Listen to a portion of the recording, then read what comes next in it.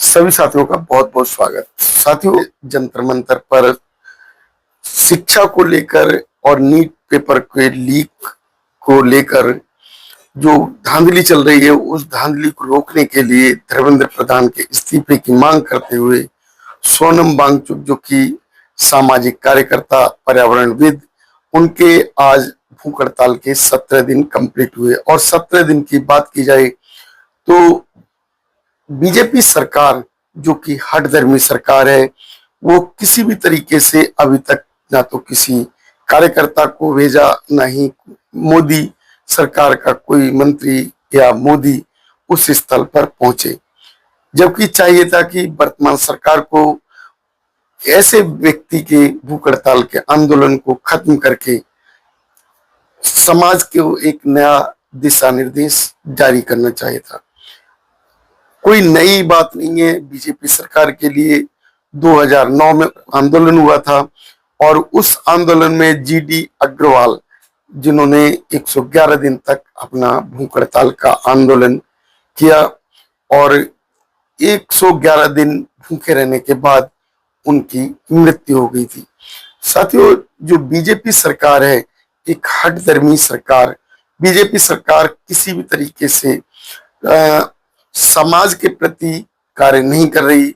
BJP सरकार केवल और केवल जो विरोधाभास की स्थिति पैदा कर रही है। क्या आने वाला समय अगर सोनम वांगचुक को कुछ होता है और जंतर मंतर पर जो कॉकरोचेस के रूप में जो युवा उनके समर्थन में बैठे हुए और धर्मेंद्र प्रधान का इस्तीफा की जो मांग कर रहे हैं, बीजेपी सरकार किसी तरीके से नहीं सुन रही। कहीं ऐसा ना हो जाए जो कि नेपाल जैसी स्थिति बन जाए और बीजेपी सरकार की हठधर्मिता के कारण यही कॉकरोचेस, जो कि इसी सरकार को भगाने में एक अपनी सोच बना लें। क्योंकि यदि सोनम वांगचुक को कुछ होता है, अगर बीजेपी सरकार उनके आंदोलन को खत्म नहीं करती है, भूख हड़ताल को खत्म नहीं करती है, तो जाहिर है जो आंदोलन में बैठे हुए युवा, जिन्हें कॉकरोचेस कह के सीजेआई ने संबोधित किया, बीजेपी सरकार जो कि हठधर्मी सरकार किस तरीके से जीतकर हर बार आ रही है, ये तो सभी ने देख लिया।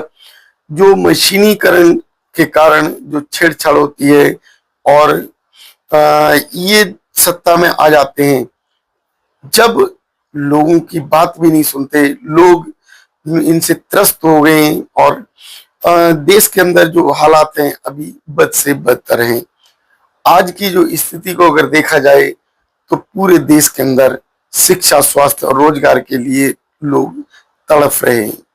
लोगों के अंदर हताशा वो देखी जा रही है। लोग किस तरीके से हठधर्मी सरकार को वो हटाने की कोशिश कर रहे हैं, उसके विरोध में आंदोलन कर रहे हैं, धरना प्रदर्शन कर रहे हैं। लेकिन ये हठधर्मी सरकार के बैलेट पेपर से चुनाव की जो लोग मांग कर रहे हैं, उस बैलेट पेपर की बहाली कर रहे हैं, क्योंकि इन्हें पता है बैलेट पेपर से चुनाव होने के बाद बीजेपी सत्ता में नहीं रहेगी।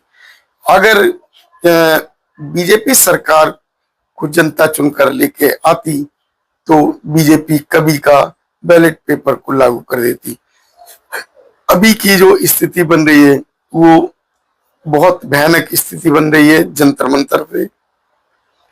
जंतर मंतर पर जो सोनम वांगचुक, जो कि आज 17 दिन का उनका भूख हड़ताल का दिन वो समाप्त हुआ और वर्तमान सरकार का कोई भी नुमाइंदा अभी तक सोनम वांगचुक के आंदोलन को खत्म करने के लिए नहीं पहुंचा। धर्मेंद्र प्रधान के इस्तीफे की जो मांग की गई, उस मांग को लेकर किसी भी तरीके के अभी तक सरकार के द्वारा कदम नहीं उठा गए। क्या ऐसी स्थिति है जिस कारण वर्तमान सरकार कोई भी प्रदर्शन को समर्थन नहीं करती?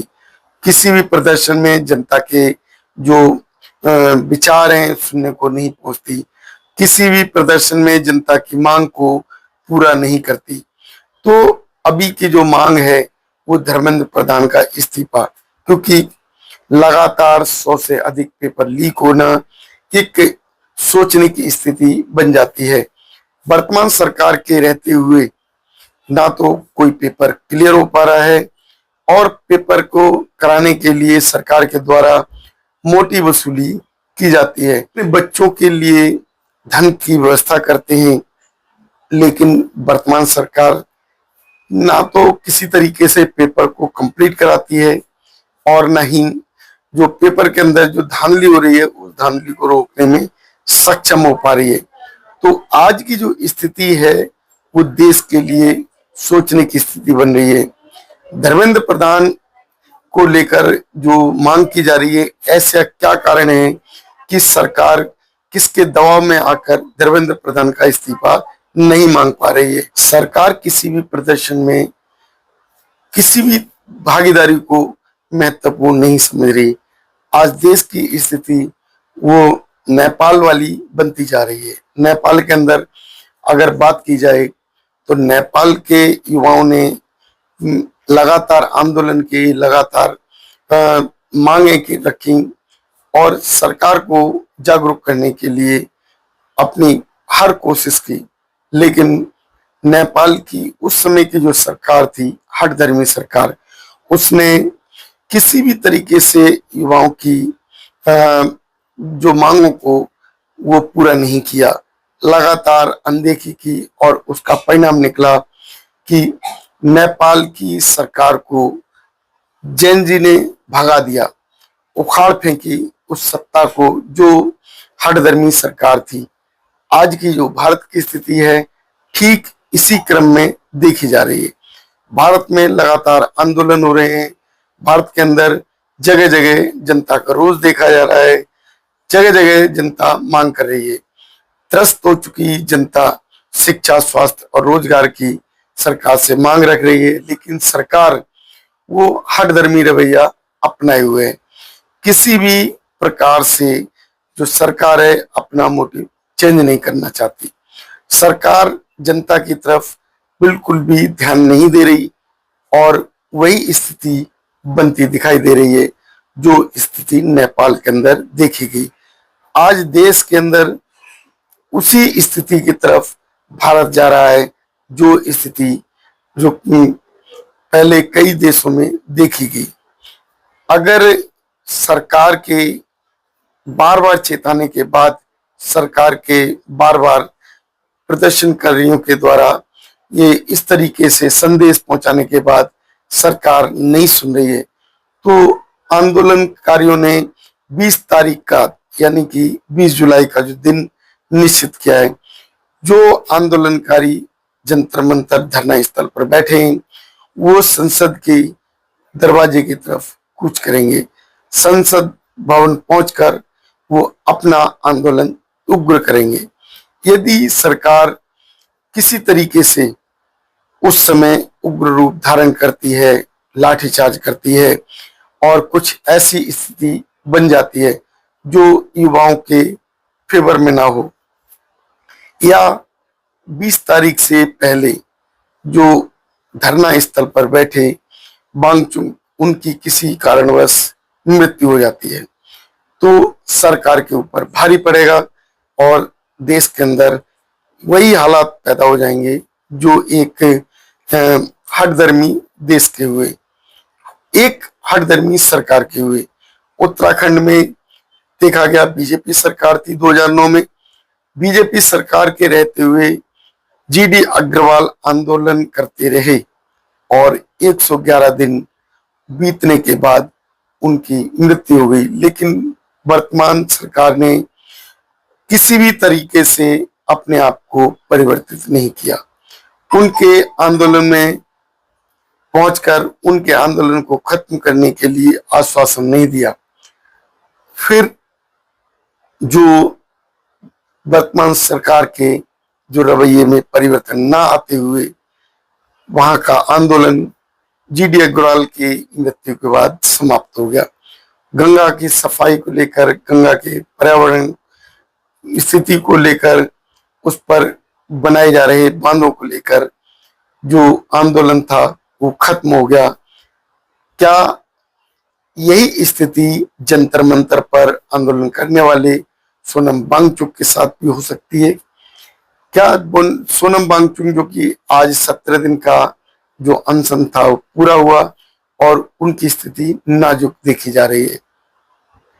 उनकी स्थिति खड़े होने की नहीं, और जो कि सरकार है वो अपनी मांगों को, जो उन वांगचुक के द्वारा या जो युवाओं के द्वारा जो मांगे रखी गई, उन मांगों की तरफ ध्यान नहीं दे रही।